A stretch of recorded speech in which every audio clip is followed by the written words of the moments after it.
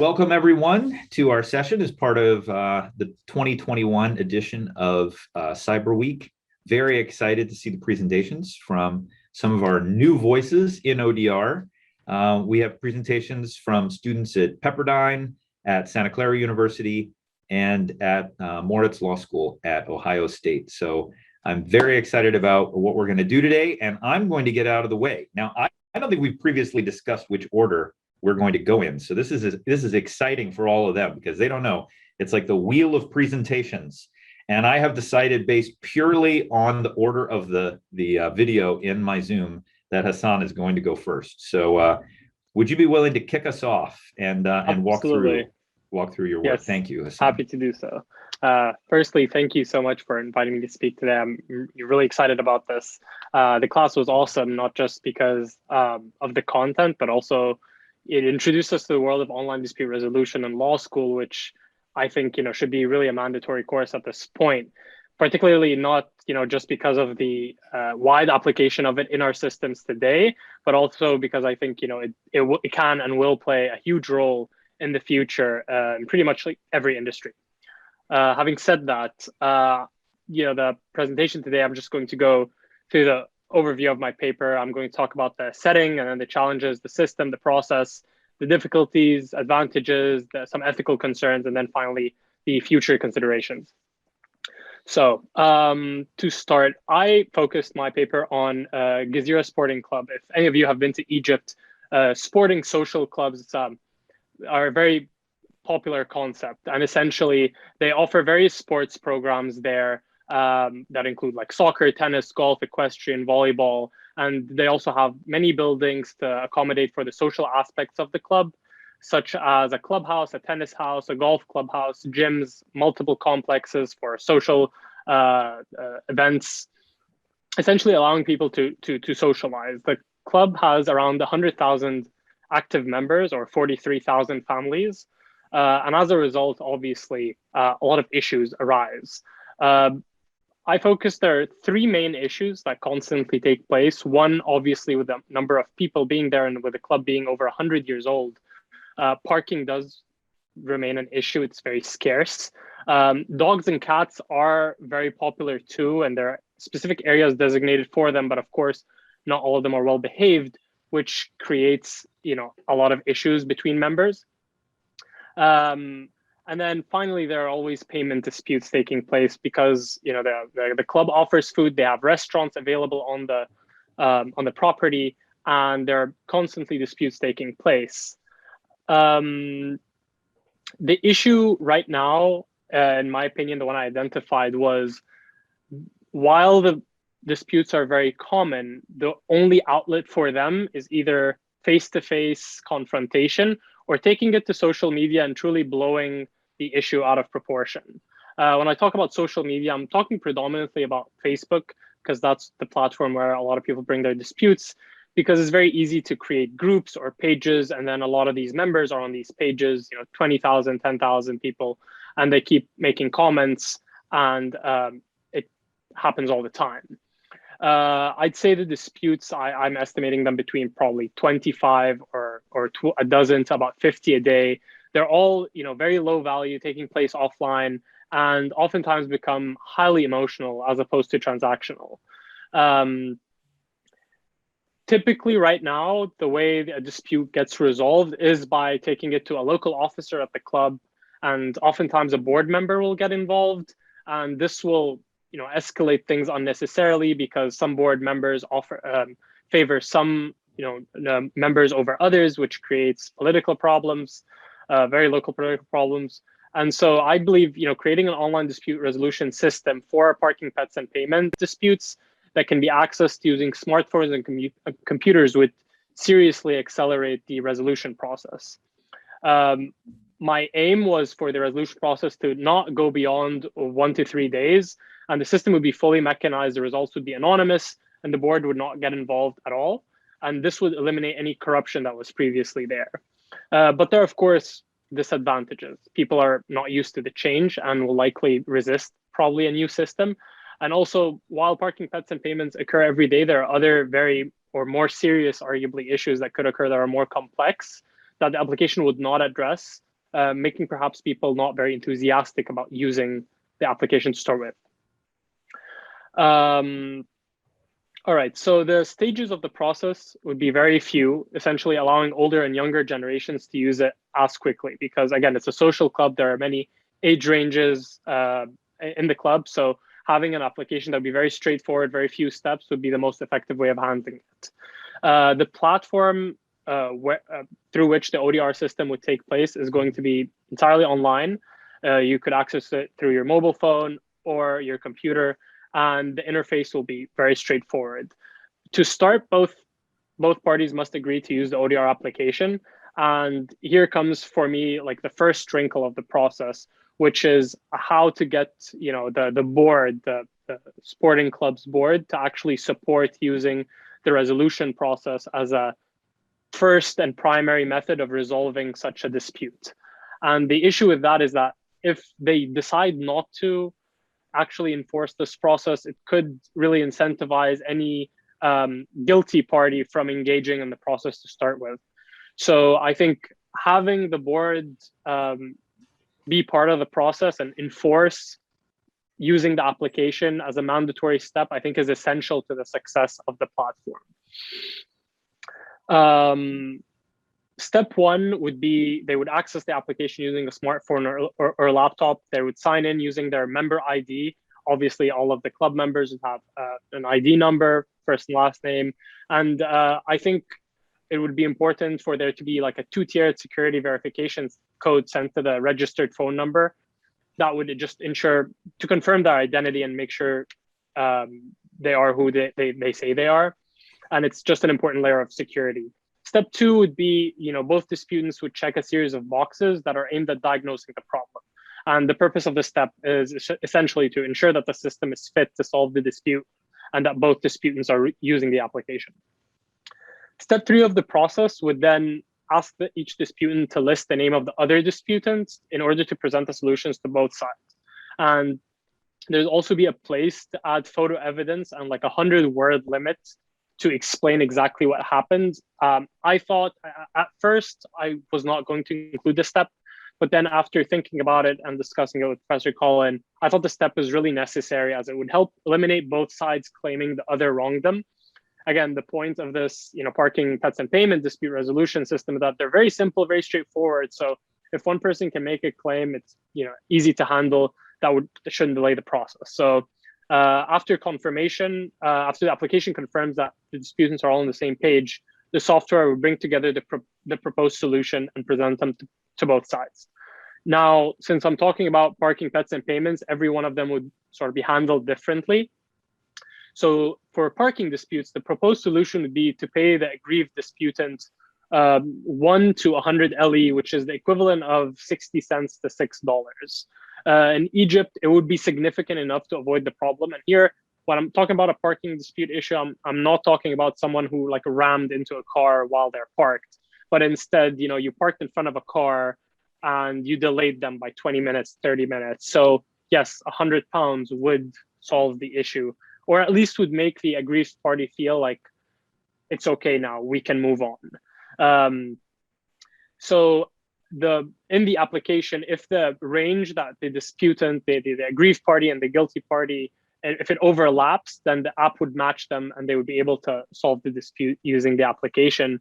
And since if this doesn't work, they actually end up posting on social media, or if it's really serious and they're really, really angry, they take it to the online dispute resolution or the dispute resolution department at the club.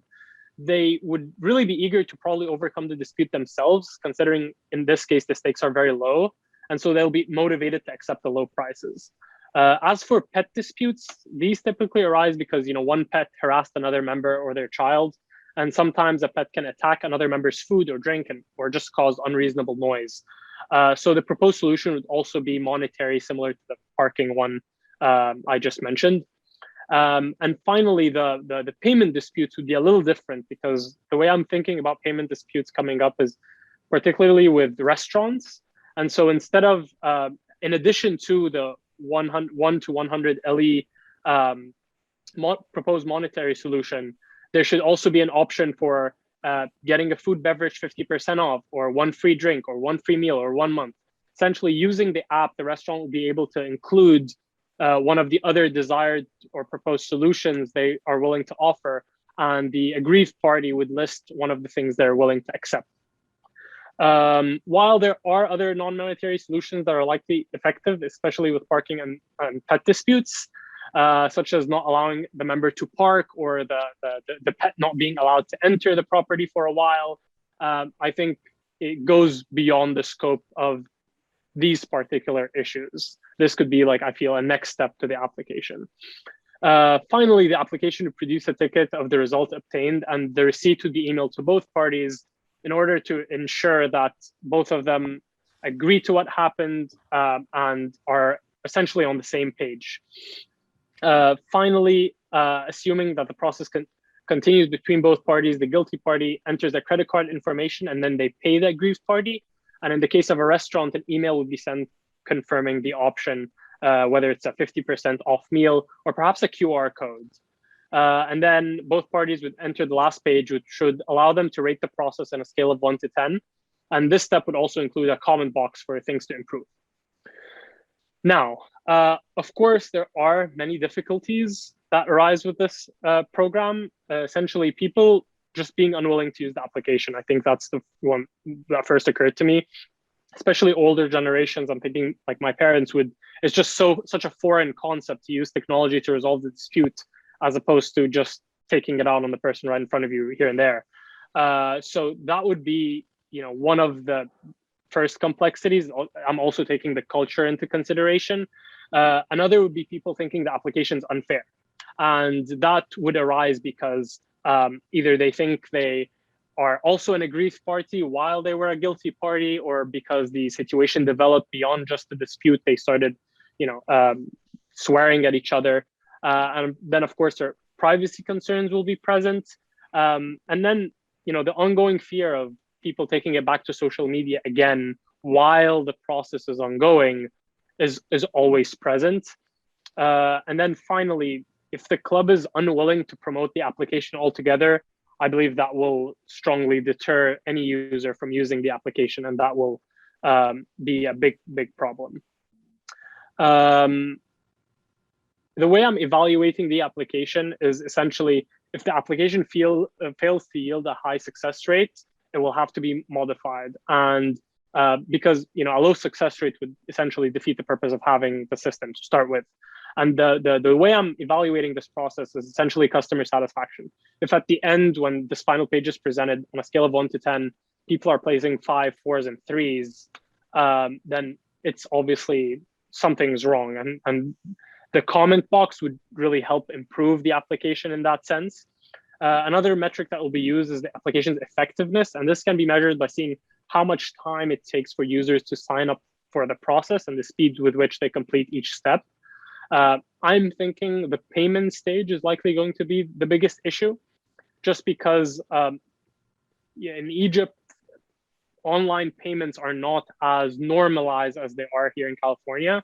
So I'm guessing, people are not that trusting of just putting their credit card information online and trusting that this amount of money will go to this person without any hassle.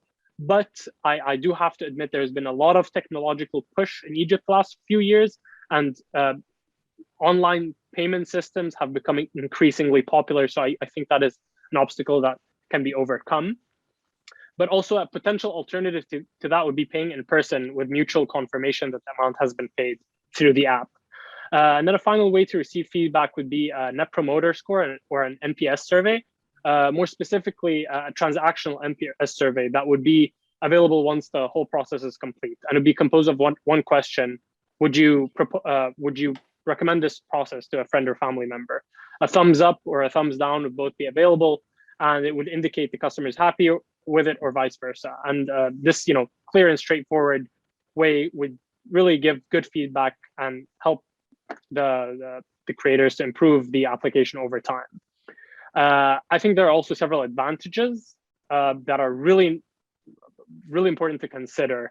First, the application really narrows its scope and aim to a limited number of disputes that all seek quick resolutions.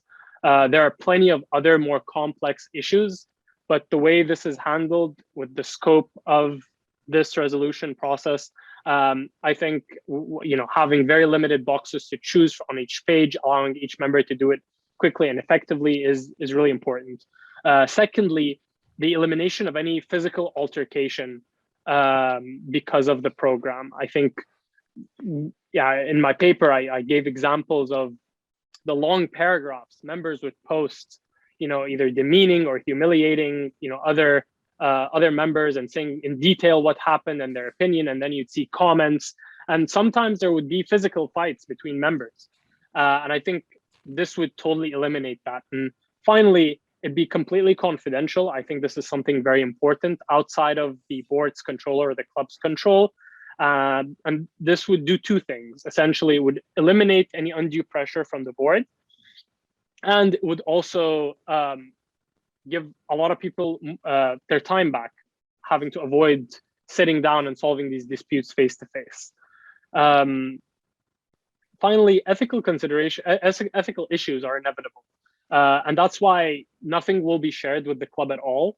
I think once you start sharing things with the club, any guilty party will not want to engage with the application, because you don't want a record of, hey, Hassan had 6 violations this month, and this sort of being put into his record in the future when he's renewing membership, whatever that could be, it can never be used against him. We're trying to find ways not to deter anyone from using the app, but instead to really encourage them to use it. So confidentiality is really important here.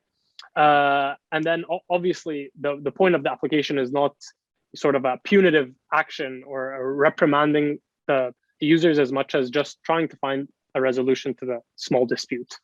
Another ethical concern is the enforcement consideration. If people are unwilling to pay through the application, disputants will not use it. So the club really has to mandate the process as opposed to entering like a multi-week dispute in person.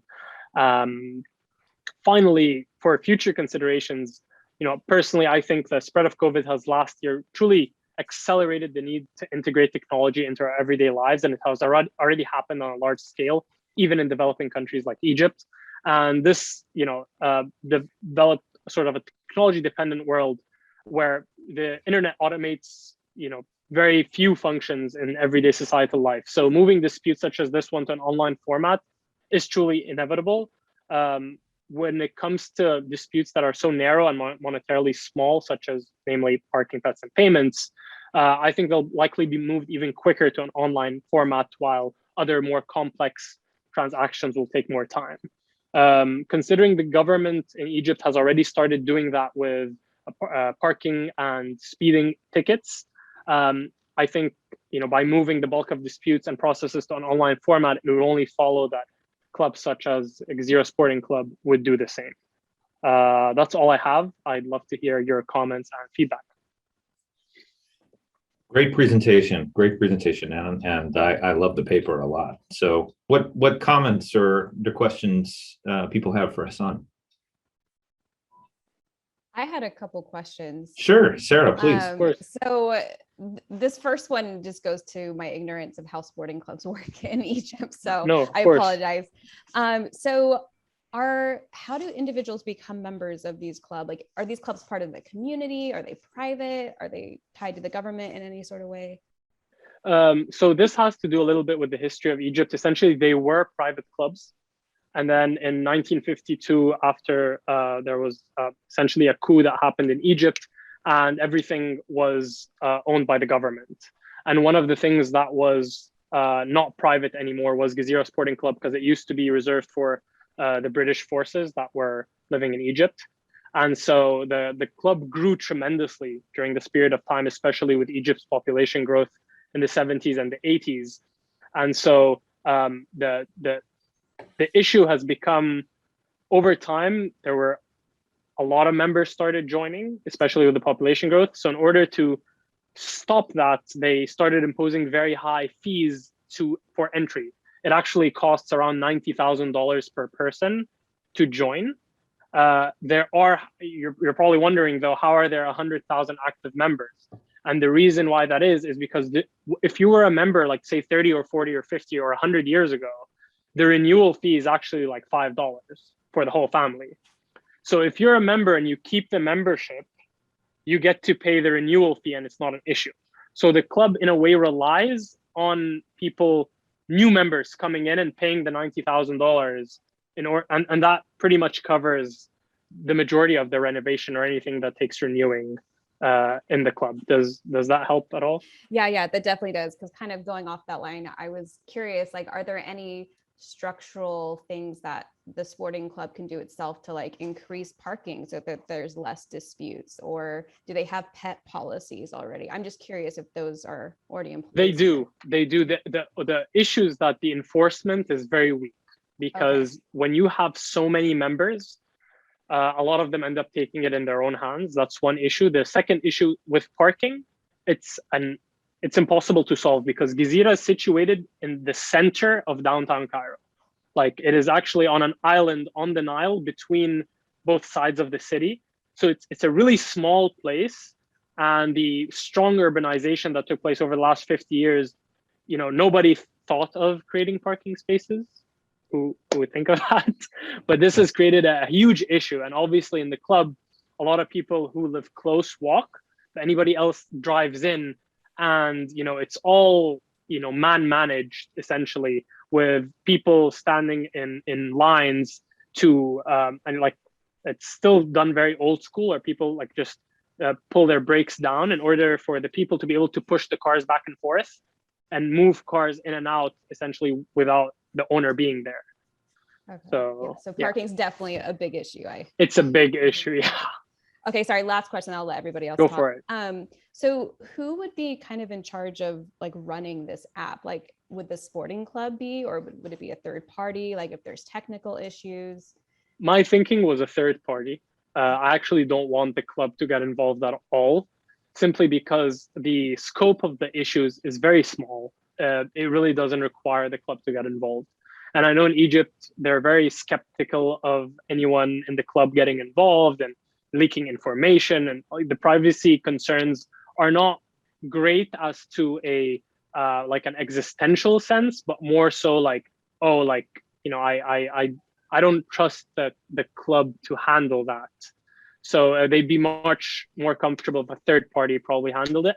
And I'm a firm believer that if a third party company or platform handles it, it's going to be far more effective. They're going to update it more frequently. If the club handles it, then the board in charge that's renewed every 4 years is going to be in charge of how to improve the platform. And considering, I think that the minimum age required for board members is like 40. So it's not, you don't have like very young people on the board every year who would push for, helping evolve this application. So I think a third party, definitely. Okay, got it. So the club would just kind of publicize that this is how we're going to be enforcing it, but yes, completely hands off.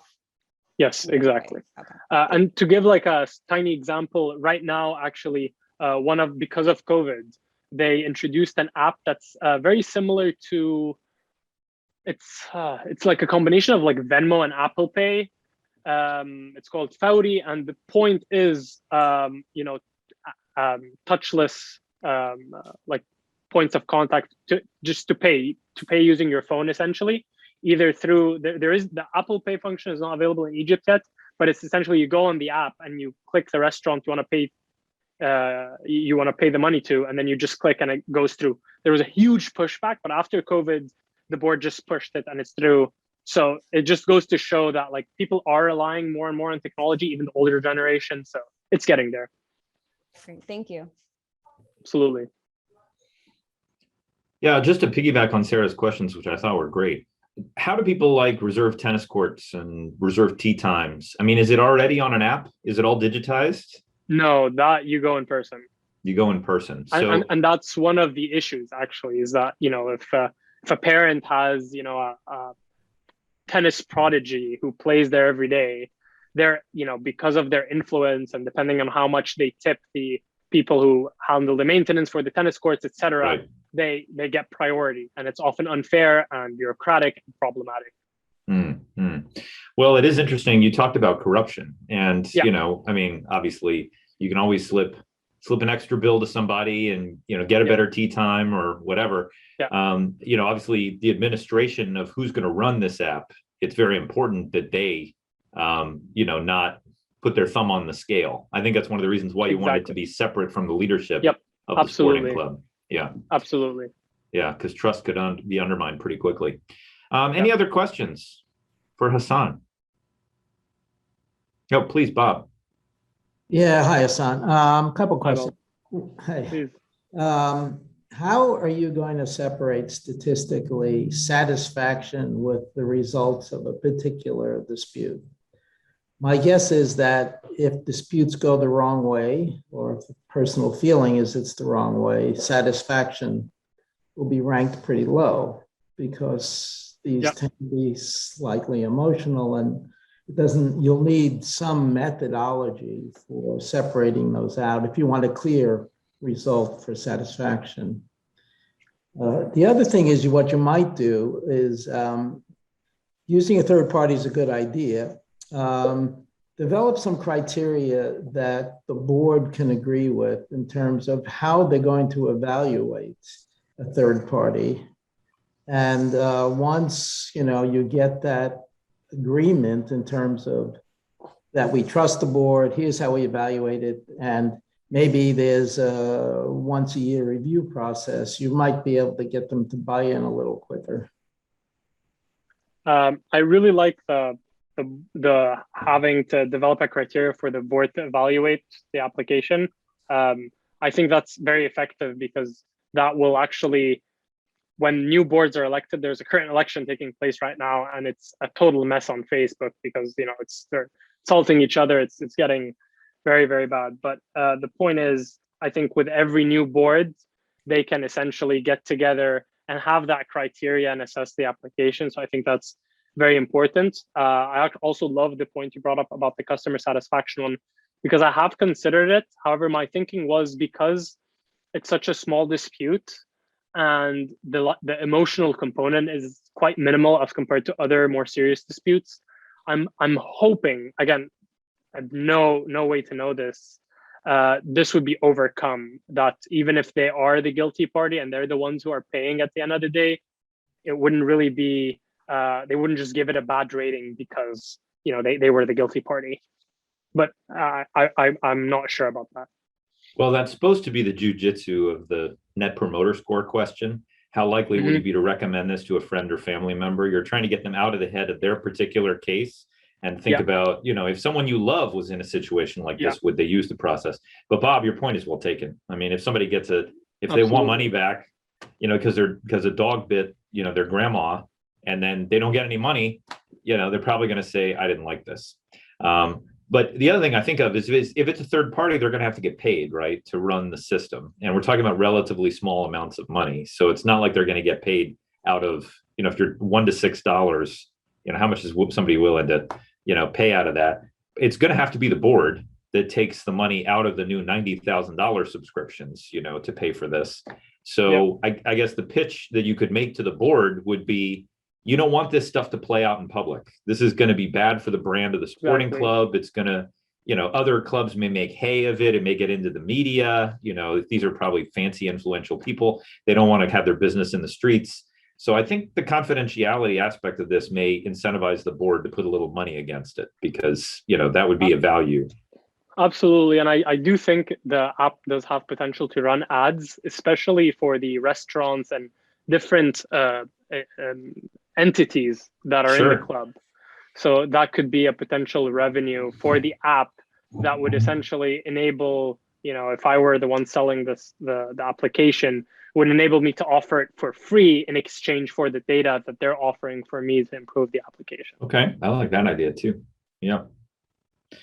All right. Well, any other last questions for Hassan? This was a great presentation, Hassan. I love your paper. I'm sorry that I'm the only person aside from you who's actually read it. But if you'd like a copy, I'm sure Hassan would be willing to share it. Absolutely, more than happy to. Any other comments, questions? Bill, I believe I thought Bill would raise his hand earlier, but it's okay. Bill, was it you or Oliver Twist that had a question? Well, I was just curious about whether there were any creative names for this kind of, it was PPP, parking pits and But are there any, I guess you have to translate from Egyptian, but what do you think you might call it? I should think more about that. I haven't thought about that yet. But I really like the ring of the parking, pets, and payments. And Professor Colin, he drew my attention to that. I love it. I said we need to have a whole work stream in ODR, just parking, pets, and payments. That's it, Yeah. So, all right. Well, during the other presentations, you can come up with some, really catchy name Absolutely. in Egyptian and you could share it. So, all right, Hassan, well done. You set a high bar. Thank you all so much. Okay, let's spin the wheel of Zoom. And I think the next one that comes up is Sarah and Juan. So please, the floor is yours. Would I be able to share my screen? Because we have a PowerPoint. Oh, yes. Thanks for putting that together. You should have the ability to do so if you click the magic buttons. Oh, it's been a while since I've done this. Hopefully I can. Perfect. We see it. Okay.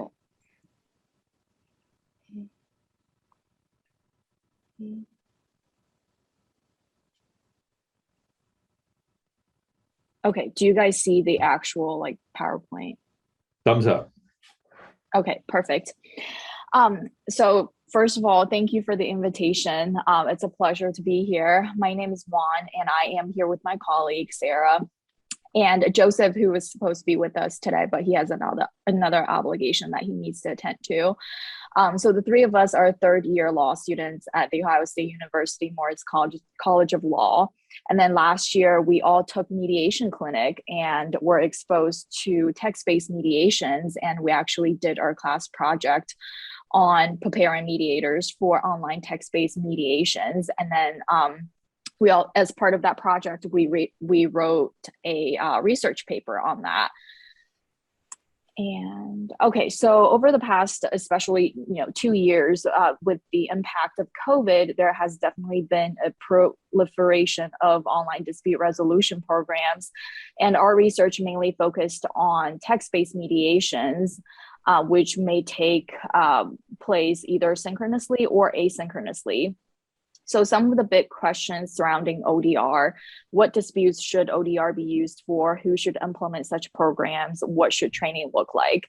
And those questions are also applicable for text-based mediations. And one of the things we discovered when we did our project was actually that there's not a lot of literature out there regarding, specifically trainings for text-based mediations. And through our interviews with some of the mediators that were actively engaging in text-based mediations, one of the things we found was that they never received, trainings on text-based mediations besides trainings on, using the mediation platforms. So more so, technology training. And so again, our research focused on text-based mediations. And then one of the main questions we were focused on was how can state courts and other judicial bodies prepare mediators to effectively engage with text-based mediations platforms. And the way we did our research was through conducting interviews with court administrators as well as mediators who were experienced in text-based mediations.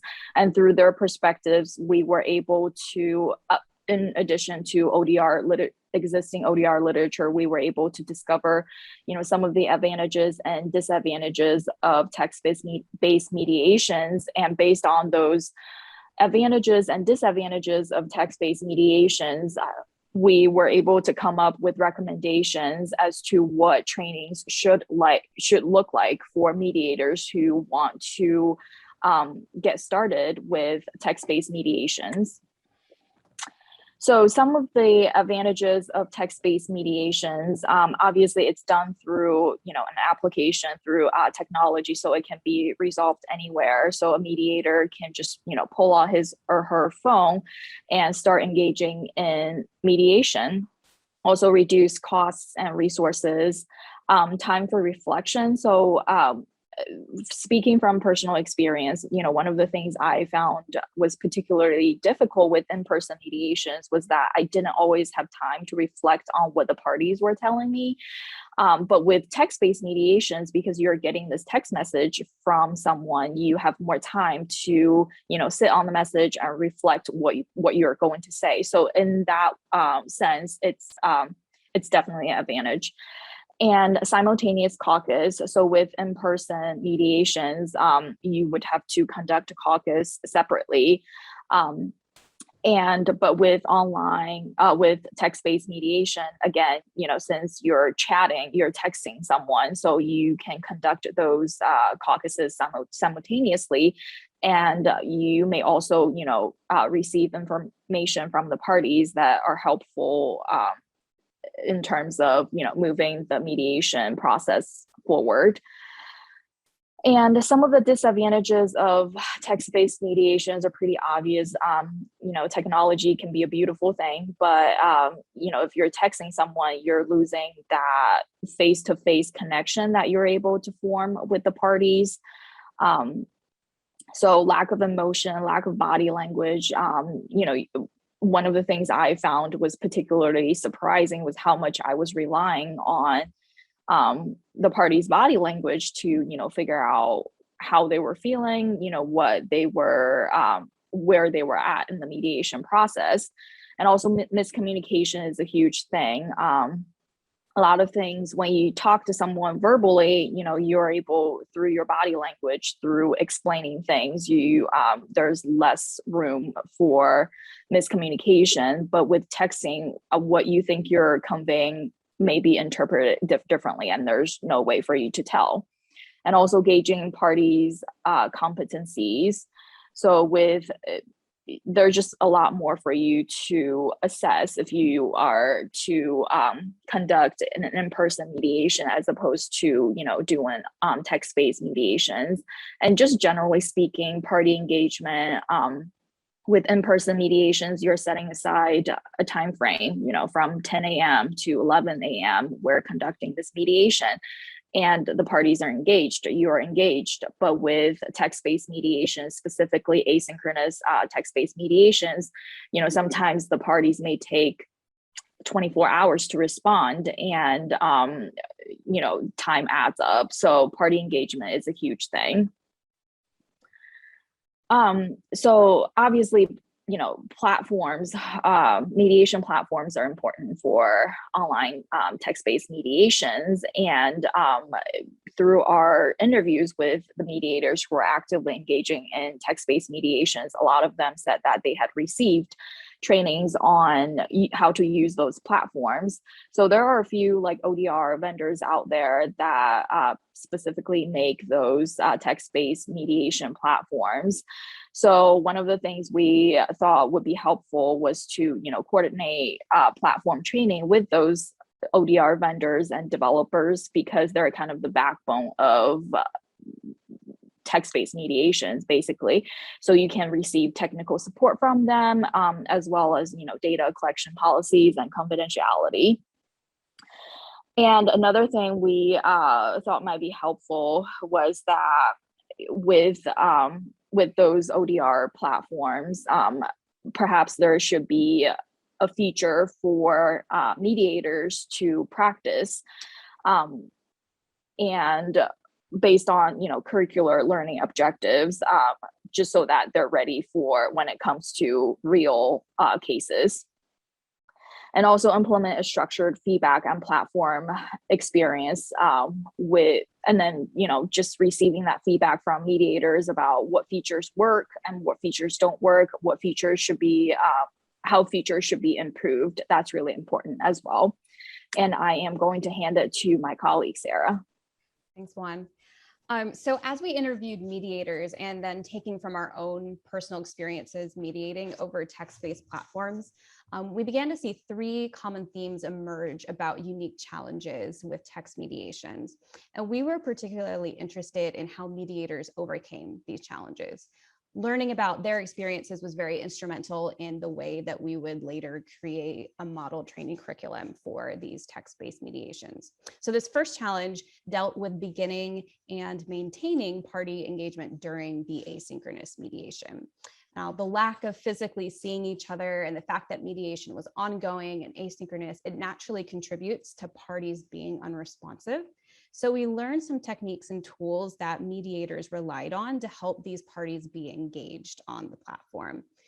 So for example, mediators would remind parties of impending court deadlines to help create a sense of urgency in communicating regularly. Others would ask parties upfront to set aside like designated times where the parties would log into the system and respond to messages. All of the mediators across the board talked about how critical it was for mediators to model the behavior they expected from their parties. So you needed to be responsive if you wanted the parties to be responsive. And finally, if mediators were really struggling, they would suggest to the parties that, hey, let's maybe move to asynchronous video mediation, either within the platform, if the platform has the video conferencing capability, or outside the platform using other conferencing platforms. And these mediators who took this kind of tack, they found that even if the mediation wasn't resolved over the video mediation, they at least found it was helpful in generating momentum with the parties to then go back and continue the mediation over text. The second challenge dealt with increasing party trust in a mediator that the parties don't physically see. So to help lend credibility to the mediator, our interviewees stressed the importance of proofreading messages before sending them.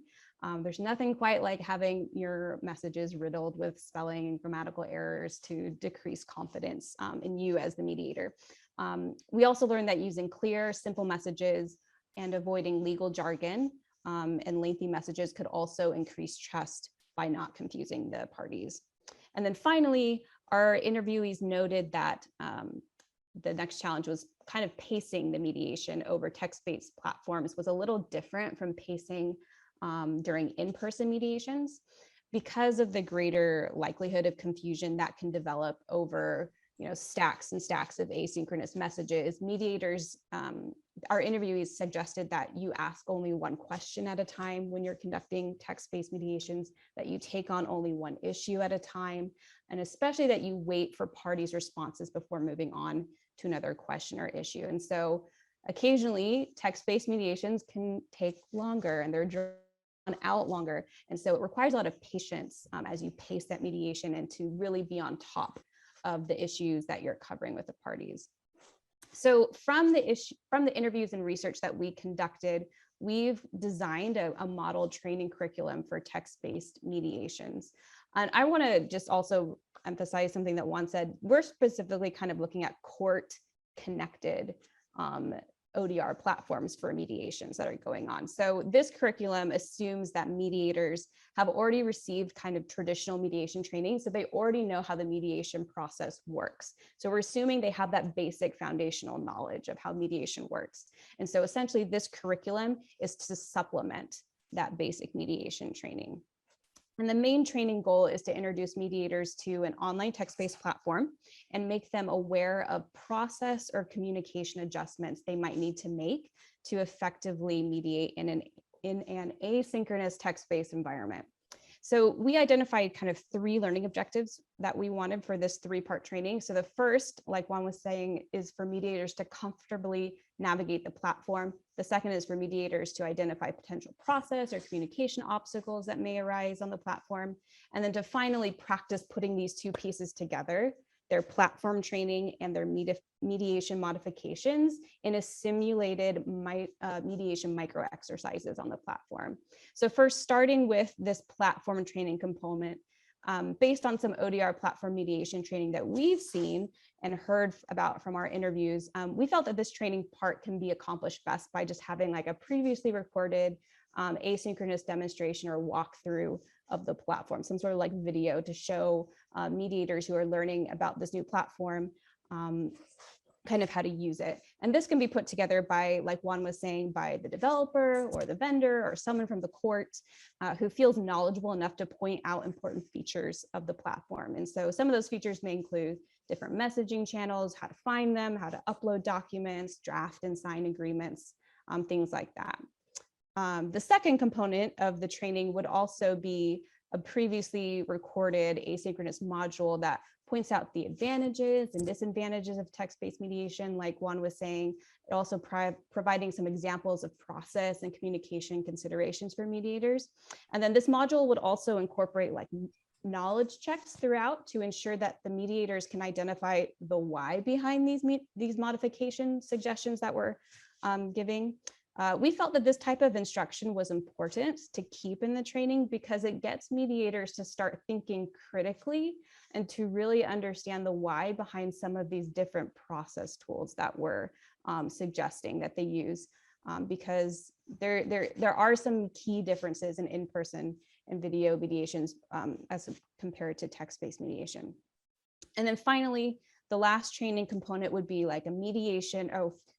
We also, so with that, it's kind of an example with how we would show differences between maybe not great ways to give an opening statement over text-based mediations, as well as showing like, this is what it would look like, what adjustments you might make. So for example, that first slide where all the content is on there in an opening statement, but it's really difficult for parties to really process that information. So teaching mediators, this might be a better way to kind of structure your opening statements by breaking up the information, chunking it in like smaller ways. And so it's a little bit easier for parties to understand. So kind of visually showing the mediators during this training what might be better as they communicate with their parties. So then finally, the last training component would be mediation micro exercises on a test platform. And these training exercises, they could be done with mediators meeting in person, but performing the exercises on their own computers or mobile devices, or the exercises, because this is all over technology, you could have all the mediators join a video call like we are on right now, and then mediator participants can share their screens during the exercise training. And these micro exercises would focus on illustrating discrete parts of a mediation. So for example, mediators would practice crafting and posting their opening statement, or they might practice identifying negotiating issues from a list of previously generated party messages, or they might practice ending a successfully resolved mediation or an unsuccessfully resolved mediation. But as mediators are participating in these simulated micro exercises, they should be giving and receiving feedback from each other. So that's something really important that we drew from our interviews. As the mediators were talking to each other about their experiences mediating over text, ideas were being shared and generated between all the mediators about how to work through certain scenarios or new ways to better communicate with parties. And we want to absolutely still encourage that practice, but we just want to shift that idea sharing up a bit earlier. So at the training stage, not after they've maybe mediated a couple of cases for real, just because we want them to have that idea sharing start right in kind of a no stakes setting training. And so kind of just to conclude, as technology advances, so must our practices, especially in mediation.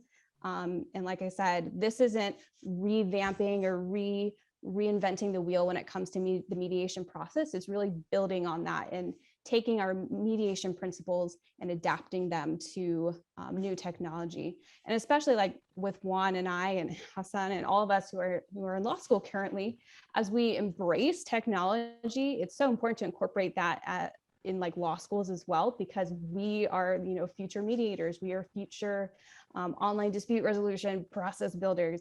And so having all of this training and this stuff starting earlier on, especially in law school, I know that I can't speak for Juan, but I'll speak for myself. I really appreciated learning about these things here in law school, because that has helped prepare me better so that when I go out and mediate, I already know how this process works, especially in relation to ODR.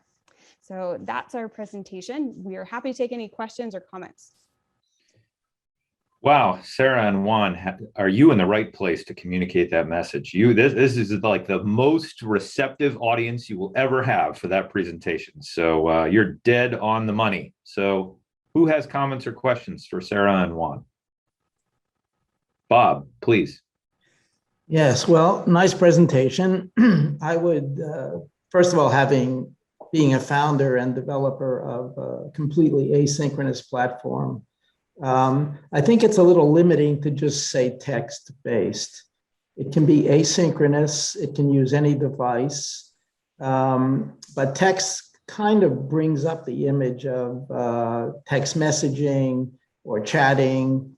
And actually, you can do a lot more with technology than just send text messages to people.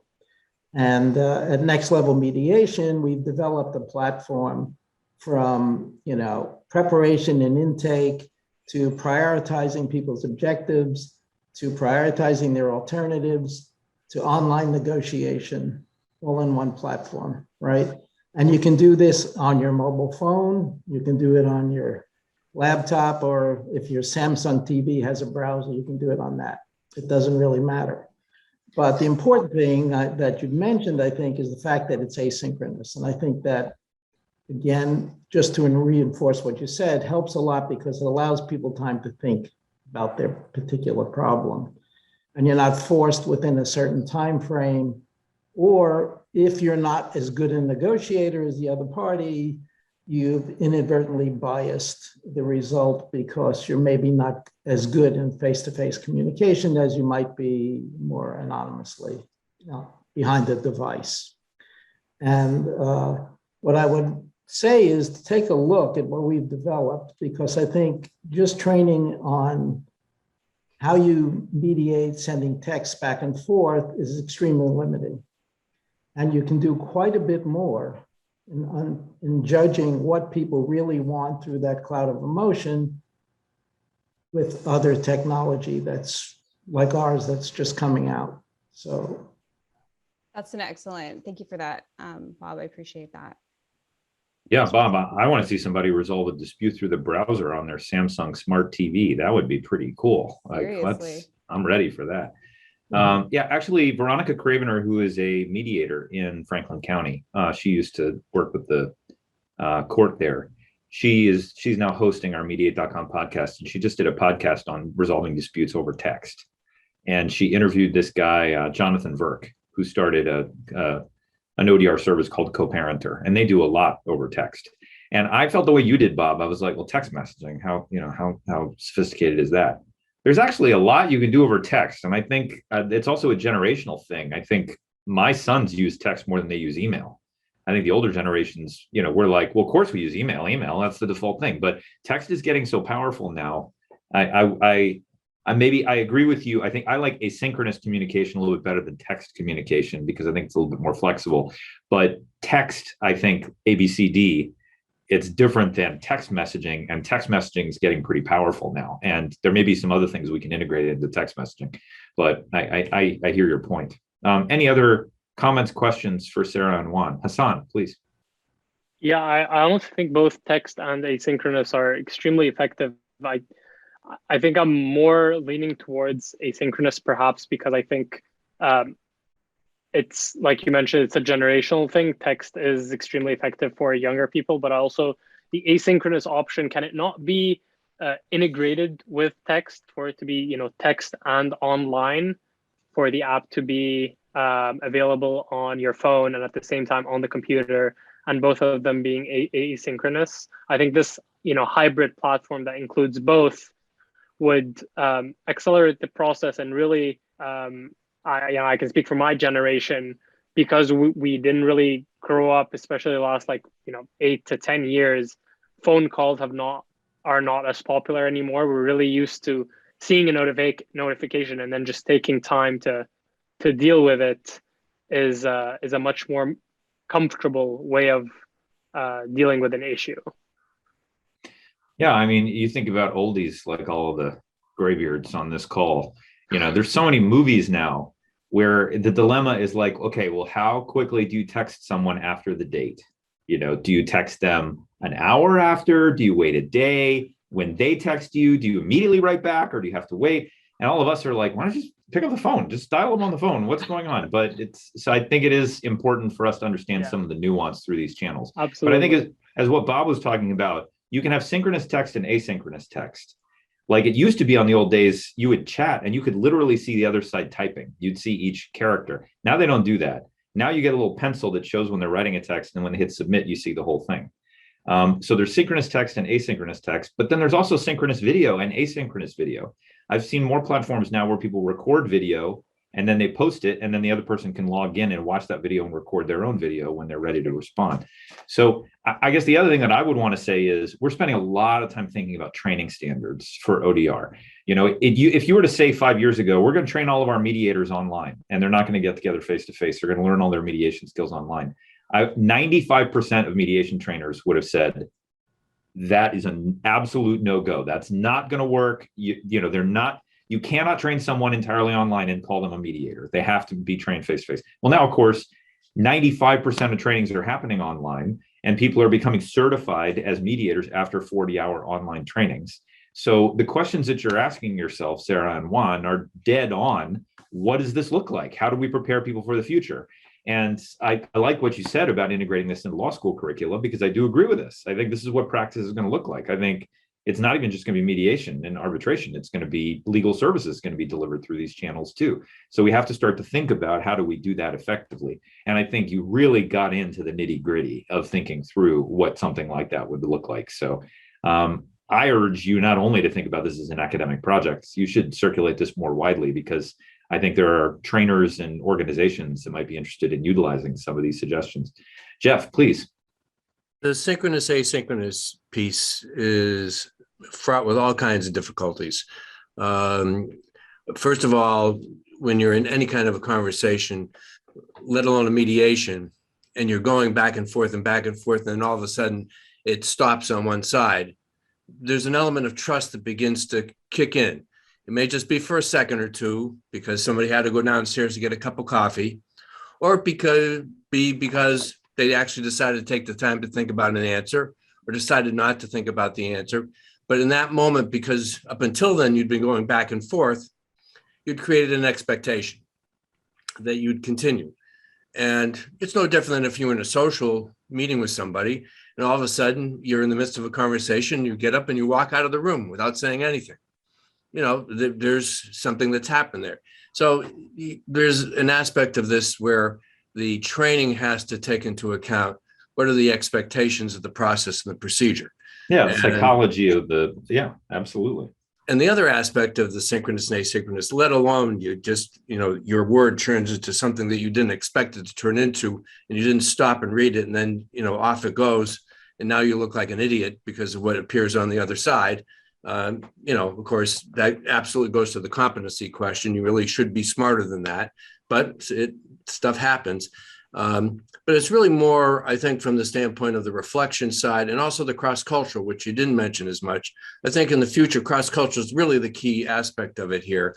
How many, we're seeing all kinds of Google Translates and this, that, and, and the work I do, we're dealing with people from a lot of different places. And we expect people to deal with us in English because so much of the world just does.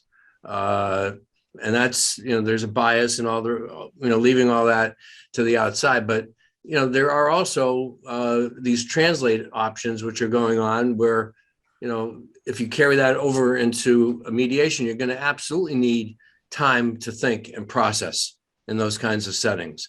And that has to be built into the training. And since more and more of us are, especially the younger generation, they're all going to be in the cross-cultural world. They're already there. But the law schools, unless you're in the international side of the program, aren't dealing with it. They're not really addressing it in a way that you have to. Everything is just our state. This is, it's very limited. So that cross-cultural is really going to build into this, and the ODR world is going to have an important role to play, I think, because when people have disputes and you're from different cultures, where do you go? So And nobody would know that better than the founder of the Internet Bar Organization. So thank you, Jeff. Yeah, I agree. I think there's a new culture that's emerging online. I really do. I think we're going to have a whole new online culture that people are going to opt into. But do you need to leave, Bill? Oh, No, you I have a wanted question? to, Oh, I okay. was thinking about, I had flashbacks to Square Trade and the training of mediators back in the day when all we had was text. And how what was new then is new again as we think about, we've gotten used to video mediations as being something that's kind of the norm now, Right. and bringing back the nuance of text-based work. And also I wondered if the team had talked about pre-cooked text, that you have a library of clips that you use repeatedly, and bringing those in and saving, because that feels like another one of these things where people develop a craft, a nicely phrased opening statement, they reuse it repeatedly. And whether that would be part of these systems is a way to store and favorite and improve on those. What do you think, Sarah and Juan? Do you Yeah, think about that? I think that's a great idea, especially with like opening statements and maybe perhaps how you're closing out a mediation. I think I have not seen a court developed ODR platform that has that capability. But that would be such a great idea, because I know like Juan, you can speak to this as well. I know when I've done text mediations over these platforms and stuff, we did have the capability where we could actually video record our opening statement and post the video so that at least the parties could see us as the mediators briefly, and they could hear our opening statement rather than just reading it. So if there could be some sort of capability in the platform to either save text that we created or save those videos that we can just link to the platform, I think that would be a great way to be very efficient as well. Yeah, I'm putting in the chat a link to a guide we put together for a training, like a collaborative Google Doc where people can put in language that they use over and over again in online mediations. So if you scroll down, you can see there's like 30 opening statements there, and there's like phrases that you can use and homework you can assign to the parties. And that's one of the great things about text-based mediation is you can reuse this. And if you get into a dilemma, you can go look at the guide and say, ooh, I like that. That's pretty good. And you just copy, paste, it's hard to do that in a live session. All right, well, this was great. This was wonderful. Wow, what a high bar. And we've got one last presentation from Mr. Folsom. So Ed, why don't you walk us through? Yes, and so I'm going to take a little bit different tack. First of all, I want to thank Sarah, Juan, and Hassan. You guys are awesome. It's really, I just finished a certificate at Pepperdine in dispute resolution, and I was so impressed when I was dealing with all the second, third year law school students, along with other graybeards like me, like I think the euphemism is mid-career professionals, they'd call us. Some of them were attorneys are wanting to retool. We had some international folks, including judges and stuff. So, but really impressed with the young talent out there. So thanks. So I want to have a more interactive conversation. Boy, I didn't realize there's going to be such level of talent here, but I'm going to take you through a little bit of a journey. My dispute resolution evolution. I started, the Pepperdine thing a few years back, but I've evolved in my thinking, and specifically in the area that I've come to appreciate and want to pursue in this space. Specifically using ODR, folding it into an ombuds format for my company, United Airlines, which I've been a part of now for 32 years. But backing up just a little bit, by the way, Hassan, Santa Clara was one of the 3 schools I applied to back in the day. I'm from San Jose. San Jose State was my backup to my backup. Santa Clara was my backup, and then I was my only other application was to the U.S. Air Force Academy, which I was lucky enough to get into. So I spent my first 10 or 15 years in the active duty Air Force at the Academy, and then flew fighters. So my concept of dispute resolution internally was dealing with leadership issues, command, all that stuff. Externally, it was killing the enemy and breaking things. That was my perspective on dispute resolution options, which anyway, I gave that up for flying airplanes at United and continued in the reserves, retired about 10 years after that. But about 9 months before 9/11, I got cornered by a colleague at San Francisco Airport. Said, "Hey, Ed, I understand you're not doing the reserve stuff anymore. Would you be interested in volunteering for the Airline Pilots Association?" And I said, "Sure, I guess it's my turn to do some volunteer work." He goes, "Yeah, we got this security committee here, and it's nothing really. It's just people, whining about security lines and whatnot." And that was about 9 months before 9/11. So that led me on a journey over the next, up until really till now, at United, dealing with the various issues post 9/11. Just briefly, I got involved in a lot of different advocacy things. Helped set up our Armed Pilots program, worked on, if you've been on a United Airlines airplane, you've maybe seen something called the secondary barrier, which is a barrier behind the cockpit to protect the cockpit, and dealing with the company on a number of different issues related to safety, security, et cetera. As I, at some point in that process, I thought, you know what, I think I'd like to do something kind of the key issue here, whether I'm dealing with the company on security issues or dealing with the company on safety issues, is there's a conflict. There's a perspective on one side, there's a perspective on the other side. I'd really like to learn some more about that. So I contacted a friend of mine who was a pilot and also an attorney. And she said, "You know what, Ed, knowing what I know about you, you ought to take a look at mediation." And I'm like, "What, mediation? Oh, okay." And so I did, found out that Pepperdine was just up the road. And that started my journey here in with the field that you all are a part of. The area I initially was interested in was dealing with classical mediation, and then I love the idea of peacekeeping. But very early on, I discovered a thing called ombuds, and fell in love with the idea. And I thought, wow, this really kind of fits what I've been doing in a unofficial way, dealing with my company, whether it's with safety projects or security projects. And so Colin was my last professor dealing with online dispute resolution. I had two previous, Denise Madigan and then David Talbot. David is actually ombuds for the World Bank. And so I started researching that first paper. I couldn't even spell ombuds. Basically, understood kind of the history in the aviation world. There are no ombuds organizations in domestic U.S. carriers. There are some overseas. So I thought, okay, this is a challenge. But then, and then the second paper, I kind of dove a little bit deeper into some of the cost of conflicts. And some of and built out more of a prototype, more of a model for what an ombuds would look like. But I had a certain perspective at the end of after that second paper, before I met Colin and started working with him. I was intrigued with the idea of ODR and how that might work in the space of managing conflict in my company. But as I built this thing out, I'm like, you know what? I know this company. I know the corporate structure. There's no way this is too big of a bite. This is too big of a thing for them to take on. It's an incremental path to success would be more practical than this.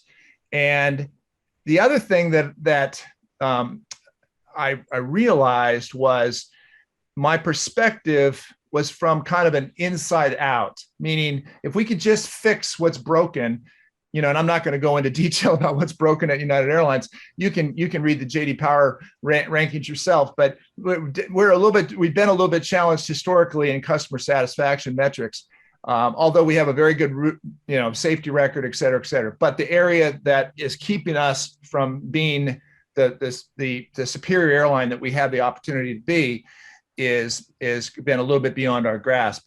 But I thought, okay, the way that I envisioned, the way that the research was talking about an organizational ombuds space was, well, we got to fix the stuff inside a corporation. And then as we fix that, that will inevitably lead to a better output. And in this case, dealing with the customer. So, but at the end of this class, and as I was thinking about it, I'm like, man, this is going to be hard. I'm never going to get senior leadership at United Airlines to create a whole new division, to basically do an informal version of an integrated conflict management system called ombuds to supplement and to sometimes be seen as competition to HR and legal, et cetera. Then I met Colin, and then we got to talking about, okay, this online tools to be able to make more efficient, fast resolutions to conflicts without doing it the old school way. And as I went through the research and looked at this about, well, how are we doing this right now? How are we doing conflict management? How are we dealing with our customer complaints? You may remember back in 2009, I think it was. Raise of hands if the term United Breaks Guitars rings a bell. Does anybody remember that? United Breaks Guitars. Dave Carroll, United Breaks Guitars, great guy. Colin turned me on to him. Interviewed him as part of the paper, and that was a disaster. It was about an 8-month process of trying to resolve a conflict, which at the end of the day, he was so dissatisfied, he said, never mind, I don't need the $2,000 to fix my guitar. I'm going to write a video. And it made his career. And in the short term, that cost a market capitalization loss at United of about $250 million. That famous, in other words, one guy, one story, negative story had a profound effect on the bottom line for United Airlines. Then there's 4 videos he did. The last one is actually about 8 years later. He lands from a United flight, turns on his phone, is blowing up. Somebody's saying, hey, did you hear what just happened? There's this guy by the name of Dr. Dow.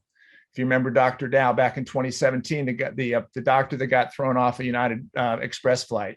So at that point, it took that long for United to actually change our processes. And so when I did research for Colin's paper, I went through and in detail looked at what is it that's going on? How are we handling our processes? And sure enough, it's very much old school. There's a team of 30, 40, 50 people. They are using some technology. If you've been on a United flight, you've seen that there is some more proactive stuff about it. There's a delay in the flight. You may get some information, but there's literally, if there's a conflict, it has to be a United employee that starts what's called a UIR, United Incident Report, and that creates this process, which is very much old school, and it can take a long time. So I was very intrigued with Colin's idea. So in the paper, I built out a framework for how to embed a technology and in fact into this process. So at the early stages of the process, during the investigation and negotiation phases of the DMNEI NEA model, we can solve this quickly, automatically, and create a better customer service outcome. So we're actually working on that right now. We're in talks with United Airlines. We put together kind of a prototype for them to look at. We're in the process of talking to them. There's a lot of challenges to that, and I would really like to get inputs from you about some of the thoughts on how we might make this more successful. But the idea here is the tools of ODR can really help automate and create value for the company. But the other piece of the paper that Colin asked me to do was, I'd really like to hear how that fits in with the idea of the ombuds. And I have to admit, my perspective on the ombuds changed quite dramatically. And I'd like to get your feedback, especially from the graybeards. My initial thoughts from doing the initial research was this organizational ombuds concept is kind of inside out type of transformation of the company, which will lead to more profitability, a better outcome, whoever the customer is, right? But what I realized that actually what United needs is they need something more like an advocate ombuds. role, or a hybrid of the two, where you have a person who is still a company paid neutral, still representing the interest of the company, but in a neutral way between the customer and the company. But he's specifically focused on advocating for the best outcome for that customer. And I don't see that. I don't see that in an intentional way at United, but I think, and that's where ODR fits in, where if you can, so from the customer's point of view, their customer experience, it's very tangible. How well was my booking of the flight? When I got through security and got to the gate, how well was that experience? Did my bags get there? Did my flight get there on time? Was there some other issue or problem? Was there a conflict with the flight attendant? Was there some problem with an upgrade or whatever? Those are very tangible things. And if you can start knocking off those problems using the ODR model, especially in the early stages where through internet technology, you can say, hey, we just build an algorithm. If it's a dispute that's below a certain amount of a certain category, we just pay it, or whatever that is, so that we can get it fixed, get a good outcome. And Colin has he has good examples of KPIs dealing with return on resolution, where with his experience dealing with eBay and PayPal, where the fact that even if that person in the dispute didn't get exactly what they wanted, the fact that it was solved very quickly and there was compassion. This coming back to Dave Carroll, what I learned from Dave Carroll, there's compassion communicated from the company. That's something that I think our company, but other companies as well. You've seen the stuff's going on with Southwest and American lately, and all the perceived lack of compassion towards the customers. So if we use the ODR not only to help to resolve the problem quickly, efficiently, even if it's not everything they asked for, but then also really proactively focusing on compassion towards what they've experienced. Because when the United has an issue, when there's a disruption or whatever, to United, it's just an event. It's just a transaction. They've got a gazillion more of these. But for that person who missed that flight and missed their funeral of their loved one, or missed that wedding, or whatever, this is a life event. And so the compassion piece of that is huge. So anyway, that's what we've been working on. I'd like to, if you have some questions or some ideas for us or for me, what my objective is. I would ideally like to get the camel's nose under the tent, where we get an ODR solution for a very definable problem that they have with customer service, and we're working on that right now. And then once they see that, they go, "Wow, that's great! Can you do this now? Can you do this now?" And let it begin to create a groundswell. And then at some point, we do they ask for a more transformational thing, where we're going to say, hey, we'd like to build out, solutions for a lot of these things. And then at some point, as Colin pointed out to me, in effect, what you are doing is kind of a form of an ombuds. You are advocating for, you're fighting for a positive outcome with the customer, which is also a positive outcome for the company. And by the way, if you start off with the customer's perspective and their problems, and then you do a root cause analysis and figure out, well, why are those bags not getting misconnected there in Newark? And then you find out there's something structurally wrong with the baggage handling system in Newark, then you can go to the division, and that's what the ombuds does. That's what an organizational ombuds would do. So that's in essence what I've been working on, and what Colin has been mentoring me on. And I'd like to hear from the group here if you have some specific thoughts, or if you have some specific questions about this idea. This is kind of a big lift. This is kind of a, people have said, you're a bit delusional thinking you're going to change the way United Airlines does business. But I do think we have the new leadership in place with Munoz, and now with Scott Kirby, who, by the way, is a classmate from the academy. If maybe that'll have some impact at some point, who knows? But anyway, we have a very talented group there at United, but there's a lot of silos. There's a lot of overlap. And so what we're trying to do is we're trying to find a way to show them that 21st century technology, ODR technology, will make the resolution of the inevitable problems that happen in commercial aviation. It'll make it easier to resolve, quicker, to better satisfaction of the customer, increased NPS, increase ROR, and increase the bottom line. So with that, I'd like to hear from the group about this project, so to speak. Yeah, Ed, you did a great job laying it out. And I will say, all of us in the ODR field, we know the truth of that statement from Gandhi. When you try and do something crazy and visionary, at the beginning, they ignore you, and then they start to make fun of you, and then they argue with you, and eventually they say, oh yeah, we always knew you were right. And then you win. So I feel like we're at the beginning of that process with United, but you're the one who's getting them to listen. So Ethan, please. Well, the thought that occurred to me was that you should try to get rid of all the fine print that's on the back of tickets that in general is not to the benefit of the person flying in the airplane. Yes. While we're at that, Ethan, let's not misrepresent when you buy a ticket on United Airlines and in small print it says operated by United Express or Delta Connection. If you're buying a United product, let it be a United airplane, a 737 or bigger when you get there. Definitely.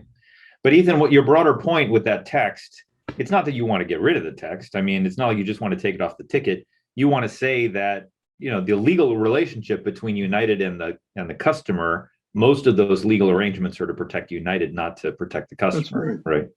Yeah. So it fundamentally demonstrates the way United thinks about the passenger carrier relationship. I mean, I remember, this goes back 2 years, the last time I was on a flight. But there was a thing on the fine print. One sentence said, the carrier preserves the right to change the seat of the passenger whenever it wants. And I've had that bad experience of having it the last minute seat changed. I mean, that kind of stuff, doesn't make the newspapers like the fights that are breaking out these days, but it's all there. Yeah, I agreed. There, a big piece of this is a change of the culture, and I've heard my senior leadership talk about this, wanting to change the culture, and the interaction that the customer service agents have with the passengers, the interactions the flight attendants have with them, pilots, and that's going to take a while. But I think if we can, at least from the ODR side, I think these are easier lifts. Where if it's something very well defined, like, hey, my bag is misconnected, I don't have the stuff on my bag, and I need to buy something because I don't have my bag, and it's below a certain dollar amount. Let's just make that happen. So that's a lemon turned into a little bit of lemonade, and now we've solved that problem. Now let's pick another problem, another identified problem, which you or somebody else gives feedback to. That's another piece of this, is that it's really interesting. A big part of our culture internally as a pilot is briefings and debriefings. How do and this is what our plan is. Here are the threats that I see. Here's how we're going to execute that plan. Then after that flight or phase of flight, okay, what went well? What could have gone better? What are we going to do next time to make that better? It's a very basic concept, it's in our DNA. But we don't provide that opportunity for customers. We don't, and maybe because we don't want to hear from them, right? And for every complaint we get, the way we currently do things, where it has to be a United employee that creates the UIR, the United Incident Report, how many had the same problem, but they're not part of that. They're not going to get they're not being part of that solution. So if we can, in part of the ODR product, or as part of the ODR solution, we can give kind of like a little mini net promoter score, whatever. What went well, or maybe the reason why we were talking to you because something didn't go well. But then in the process of that, something didn't go well. In the resolution of that, that could be a lemon that turns into lemonade. Mm-hmm. Yeah, So- I mean, every time I talk to a company or a court or a university or anything, and I say, we should deploy the system to handle your complaints. And they look at it and they say, but if we do that, we're going to get more complaints. Yeah. And I say, exactly, but that's not what they want to hear. Like, I think that right there may be the hardest sell is, hey, let's make this really easily discoverable and a really delightful experience for the consumer. And they go, but that means I'm going to get more complaints because the systems are set up now to not be a delight experience because they do want people to say, I don't want to go through that. So it really takes somebody that's willing to think outside the box. And for the first time in a long time, we have some senior leadership that is doing that. And there are some things they've been doing. For example, you'll notice in the news with all the flight cancellations, one airline not being mentioned, that's United, because we didn't do things the way Southwest and Delta and American did, where they laid off and retired a bunch of people. Now they have a real crunch and they can't fill those seats. We signed an agreement between the pilot association and the company to basically all take a pay cut, let everybody stay on the rolls and qualify, maybe not necessarily super current, but qualified, so that when the ship did turn and there was need to resume service, we had a leg up. So that sort of proactive thinking outside the box is something that I think bodes well for us, but it's the execution. It's like, so if there are any specific thoughts about, one of the things I saw in my research for ombuds was the lack of key performance indicators. And what excited me so much about Colin's class with ODR is that there's a very definable key performance indicator that is identified, that return on resolution, and trackable. And so when you take all the costs, I could read Colin's quote here, but anyway, if you take all the costs associated with dealing with this conflict, this problem, and then you take his future business intent to repurchase, et cetera, that sort of thing, that is a net positive, and it's something very definable. And that's going to be one of the biggest challenges we have in getting this approved, is that the accountants in the room are going to go, well, what's the return on investment? So yeah. If there are any thoughts on that? So Jeff, I see you got your hand up. I do want to say this session was only supposed to go until 3 Pacific time. And so I want to specifically say to Hassan and Sarah, thank you so much for being here. This was wonderful. If you want to stay on, please feel free. We're going to go into now actually a social hour for Cyberweek in this exact same room. So if you want to hang on, that's great. I know Juan had to leave because she had a family event, but I just wanted to say to the two of you, yes, thank you very much. Great presentations. Please make them real. Come to our field, work with us. It doesn't have to just be an academic project. I'm sure you got A+. It's nice to get your A+. But now let's take that great work you did and turn it into an actual system that will resolve disputes. But with that, you can leave if you want to. Let's keep going with Ed. And Jeff, you had a comment you wanted to make. So let's take a specific kind of dispute. We're actually dealing with this with police misconduct. And until you had the Floyd situation, which turned the corner on all kinds of freedom of information requests and everything else. People have been fighting for years to get a hold of videos about this, that, and the other, and all of a sudden, because of the terrible situation there, the videos came in. Now, if you think about one kind of a dispute on the plane, everyone sees it. There's a fight, somebody hits somebody. There's all kinds of video being taken on that dispute. Now, let's say that you incentivized anybody who has a video to upload it to this place in the United whatever. So now it's only to solve this problem. It's not, I'm talking like an agent of change here. You're not trying to solve the C-suite problem. You're just trying to solve one particular problem because those videos are coming out anyways. They're going to, somebody's going to send them to the news or somewhere else. You might as well get them and give somebody, $100 towards their next ticket or whatever it is. You incentivize them to do it. Now you have people uploading videos. Now they have to authenticate them. They have to be, there has to be a certain authentication process, so there's probative value to them. But now you've got a group of people that have at least provided United and all the people around with whatever video there was about this on the plane, or at least who's willing to share it.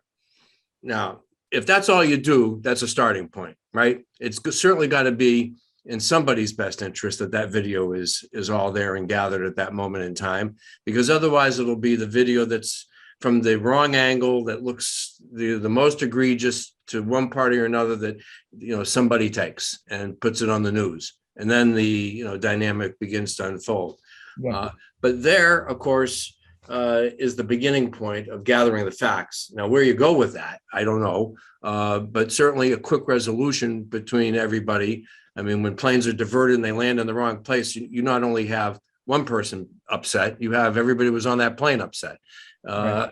and a lot of problems that are going on. So, but Yeah. that gets people into a system where they're gathering something, and that starts to change. I don't know where it goes. So, Jeff, what I would say to that is there's a real deep unmet need from a lot of people, from passengers, especially a lot of times folks on the front of the airplane, right? And in business class, that they want to be part of the solution. They have something to say. They have some feedback they want to give, and they don't feel like they have an outlet for giving that feedback. And that's, I think, the broader point that I'm hearing from you, and if they had an outlet for giving some productive feedback, and it could very well start off as a negative thing, this always happens, this never happened, whatever, an always never type thing, or it could be whatever, a specific thing, and providing them an opportunity to give that feedback in a little button that's attached, part of the United page. It's part of this ODR thing, that it's actually a feedback. Once you get in there, maybe one click in, it's an opportunity to give feedback. There could be a specific incident dealing with, I didn't get my meal and I want some compensation, or it could be, I just got something generic I want to say. But I think there is some value in that, because when I go back and I'm talking, interchanging with passengers, like for example, when I fly the 777. So door 2 left is where all the action is. That's where the wheelchairs go. That's where the kids strollers or whatever, the unaccompanied minors, they all funnel through there. So I'm there to be kind of an agent to fix things, to be the guy, and I'm the last guy off the airplane. And so there's all sorts of things that could happen better. And I think if you provide that feedback opportunity for somebody, and then you give them a resolution. Yes, thank you very much for this. And yes, this is an issue and we're doing this. I think it does provide, it gives people satisfaction. And you know what? United is listening to me. That they do care. They do care what I think, rather than you just tell a flight attendant, you tell a CSR and they go, yeah, okay. And they're not the right one to talk to, because they got to go on to their next flight. So I hear what you're saying. I could see some problems potentially with, privacy, et cetera, with videos, but the broader issue is spot on. The broader issue, if the passengers need to feel like they can give feedback. And I think the ODR platform can provide a way to do that. And we can filter it in such a way that it doesn't become like a Facebook page where everybody's just, just barfing on an issue, whatever. I think we have to get past the privacy issues and concerns. It's a mess. The whole area is a mess, and there's no explanation for it other than it isn't working. Okay.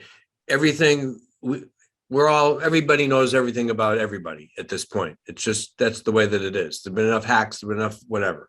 Right. But I was just thinking that in the incentivization, which is the change of the culture, there is, and so if I didn't get my meal, that's one thing, that's between me and, and the company. But if there's others involved, I picked the incident that I picked, which is because there's more of that kind of a problem because of the masks and no masks on the plane. There's a lot of behavior that's going on. People are taking videos, but everyone is into this whole thing. So somebody has to address that. But if it was done by the company on a basis where it was incentivizing people to move into a space where resolution happens, I mean, that was the success of eBay and that whole thing that Colin, I mean, nobody looks at it as anything other. It's a customer service solution. Okay. Yeah. We're all happy. Yeah. And we did not want to go to the district court. That's Right. for sure. Right. Well, and we, by the way, as part of our standard operating procedures, if we have an incident, if it's in flight, captain or nobody from the cockpit's going aft for security reasons, because it could be it could be related to a hijack attempt. But on the ground before pushback or after whatever, the pilots may go back. But they will ask the flight attendants in flight if there's an incident, like somebody's out of control or something. We engage able-bodied passengers. That's a key part of our threat scenarios, is that we will engage able-bodied passengers. Say, we need you to help me to hold this person down to stabilize them. So we asked for that already. So yeah, it's just another version of that. But there's somebody 3 rows back who took that video. Okay, that's right. what it was. And it helps to validate. Because and when you get what did you see? Well, what did you see? Whatever, you get pieces of it. And it's from their perspective. A video helps cut through that and shows more objectively what happened. So yeah. I wrote that down. Let me just say, hi, Esther. Good to see you here. Yeah, we're wrapping up our prior conversation. Ed is a 30+ year veteran of being a pilot at United Airlines, and we're talking about ODR in the United context. But Hassan, I see you put your hand up. Did you want to say something? Yes, I wanted to. You were discussing compassion earlier, which I think is a very important component, because one of the things that can really calm down a customer is really feeling that what they're saying is resonating with the person in front of them. And I think the first thing to do is perhaps remove everything that proves to the customer that there's actually no compassion. For example, I'm not sure if United does this, but I know having like a voice assistant in the beginning, I think never works, because a lot of times they don't hear what you're saying, which frustrates you even more. And you have no way to get to a person. It's not even like a numbered system anymore. Absolutely. And by the time you get to talk to a person, you're already like emotionally spent. So, you're on fire, ready to go to war with the first human you speak to. Couldn't agree more. Yeah, compassion is probably, first addressed by removing everything that takes away the compassion aspect. And then I think it really needs to be proven, not just spoken. A lot of times, I was in a recent dispute with Walmart because they messed up my printer, took my money and my printer, and I don't have a printer and I don't have my money. And now they claim they don't know where my printer is, but they won't give me my money back. And it's driving me insane.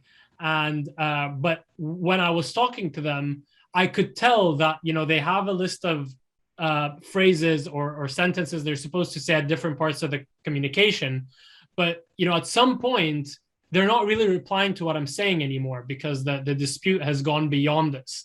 And I feel it's very easy for this to happen, especially too in an airline context, because so many different things can happen on an airplane. Like there are so many different disputes that can happen. So if you say, my child was harassed by the person sitting behind me who kept bringing his feet up, it's such a unique concern that, if the United, employee says, "I'm really sorry, sir," and repeats this same sentence over and over again, it can actually, eliminate that compassion aspect. So definitely part of it has to be more dynamic to enable both the United team that wants to improve the service to actually take proper notes and really understand the customer, and for the customer really to be able to vent in a safe space to the customer, to really be able to feel like he's at home with this company, in the sense of there's this platonic relationship. I do want to ride United flights again, but you also really need to see where I'm coming from. Absolutely. Right. Yeah. He or she needs to make sure they were heard. And maybe a piece of that is the conflict competency training, which is a core function of the ombuds role. But the other part of that is is that getting communicated in another way, perhaps maybe an ODR way that says, listen, we got feedback, because it does show, if it shows up in an ODR communication, it does show that frontline employee thought to point that out. This was an issue with this passenger. So now it's another person, another entity that's pointing out that, yes, this was a problem and we apologize. And there's just a lot to be said for compassion. And even when something doesn't go right, if we can change the culture both tangibly, that's where the ombuds really comes in, because ODR is just a tool, not just, but it's a tool that could be either used well, used kind of half heart, whatever, or not used well. But it's the advocate on behalf, and that's why I feel so strongly now that there has to be an outside-in perspective from the ombuds role, an advocate, a very proactive advocate that's speaking truth to power to senior leadership about what's broken from the passenger's perspective. That's key, because in that, then the company can realize, oh yeah, we need to do a better job not only acknowledging that problem, but then showing compassion for the people. Absolutely, and I was just going to say, I totally agree with Professor Colin in that this, ODR as a tool can truly be transformative to the company as a whole. I'm pretty sure there are several case studies of, certain small tools that really helped transform the culture over a period of several years, and, helped where these keystone habits that essentially change the entire culture of the company. I do believe ODR can be one of those things. Ethan, what were you going to say? I was just going to ask Thomas, Daly, and Donna where they're from. Yeah, I think we're moving into the social hour here too. So Ed and I can go on and on about this for hours. Yes. I will just say one last thing. It was interesting when I was at PayPal, we did conflict resolution training for our customer service reps, and it really empowered them. I think that when you come in as a customer service rep, oftentimes they give you a headset and they say, sit here and, click these buttons. And it's sort of a disempowering gig. And as you say, Hassan, when somebody's just reading you off a script, it can drive you doubly nuts. Like, where's my printer? I'm so sorry you're frustrated, sir, but I'm looking, just drives you crazy. These fingernails on a chalkboard. So Ed, that's another thing that an Ombudsman United could do. Is interesting to go out and have meetings with the customer service reps and give them some training in conflict resolution, because I think it deepens and enriches the work that they do. And maybe that'll help them communicate some of that empathy, compassion, that active listening, that reframing. So that's another thing we can fold into the project. Right. That's the upsell, because that's clearly needed, especially with our CSRs, flight attendants, other frontline employees that are dealing with the customers. Yeah. Yeah. All right. Let's wrap this. Ed, thank you so much.